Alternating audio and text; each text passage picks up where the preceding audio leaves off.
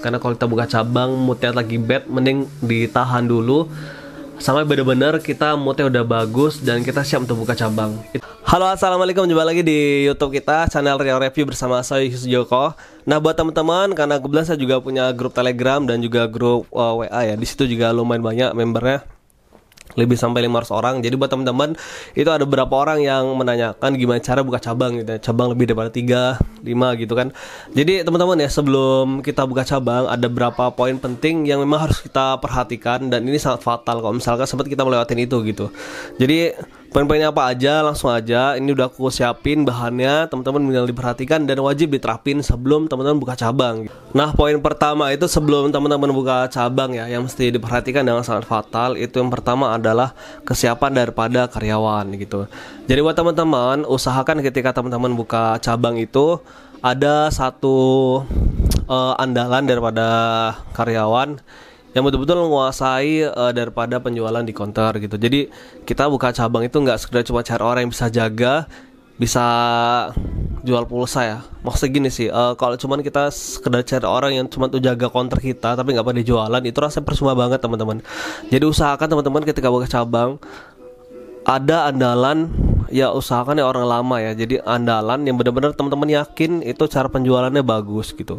Walaupun gini ya, sebagus-bagusnya karyawan itu tidak akan sebagus kita sebagai owner dalam melakukan usaha kita. Tapi setidaknya ada berapa persen ilmu yang udah kita terapin ke dia itu bisa benar-benar berjalan gitu ya teman-teman ya. Jadi jangan sampai teman-teman nanti ketika buka cabang itu karyawannya nol, maksudnya nol tuh nol pengalaman ya. Ketika mau buka cabang dadakan cara karyawan yang betul-betul nggak ada pengalaman, itu fatal. Kecuali kalau memang itu karyawan backupan tuh gini ya, buka cabang minimal 2 orang, dan satu ini orang lama yang punya ilmu, jadi satunya ini yang anak baru, nggak apa-apa itu dididik bisa gitu. Jadi itu wajib ya teman-teman ya. Oke, yang kedua ya teman-teman ya, ketika kita buka cabang mesti disiapin selain tadi karyawan, yang kedua adalah kelengkapan toko kita. Jadi teman-teman, ketika kita udah benar-benar yakin kita bakal menempatkan karyawan kita di cabang baru nanti, yang kedua adalah stok di counter cabang itu harus lengkap ya. Jadi jangan nanggung-nanggung gitu. Maksudnya nanggung-nanggung itu emang kalau counternya diturutin ya emang nggak ada cukupnya ya. Maksudnya gini, kita isi 30 juta, 40 juta, 50 juta ya nggak bakal penuh. Ya apa yang ditanya orang tuh ada gitu ya. Jadi itu setelah karyawan tadi yang pertama, yang kedua adalah stok barang. Itu jadi jangan sampai nanti teman-teman udah punya stok barang, udah prepare untuk stok barang, ternyata karyawan nggak ada gitu, ataupun punya karyawan tapi masih baru. Aduh, itu capek banget gitu. Jadi itu bakal ngabisin teman-teman, maksudnya ngabisin waktu teman-teman semuanya gitu. Jadi yang harusnya bisa mikir untuk ekspansi lebih lagi, ini mentok di cabang tersebut aja gitu. Jadi itu yang kedua tadi, stok barang. Itu yang kedua ya. Jadi yang ketiga itu adalah branding teman-teman. Jadi branding itu penting ya teman-teman ya. Jadi kalau branding itu nggak harus mewah, nggak harus yang gimana, yang penting terang ya, terang dan ya agak mencolok lah gitu ya. Emang kebanyakan counter sekarang itu lebih ke terang dan mencolok brandingnya. Branding mencolok itu maksud saya ya warna itu jangan warna-warna gelap gitu kan. Jadi ya hindari warna-warna gelap untuk di counter, seperti warna black. Backgroundnya itu nggak pas ya kalau menurut saya gitu kan. Karena ya kayaknya kurang gitu kan. Kecuali kalau misalkan teman-teman itu punya settingan untuk penjualan unit handphone ya, itu kalau itu mungkin beda konsepsi lagi. Kalau ini kan kita bicara counter pada umumnya penjualannya seperti voucher, pulsa, dan aksesoris gitu ya. Nah, kalau misalkan punya teman-teman buka toko handphone, mungkin konsep beda lagi.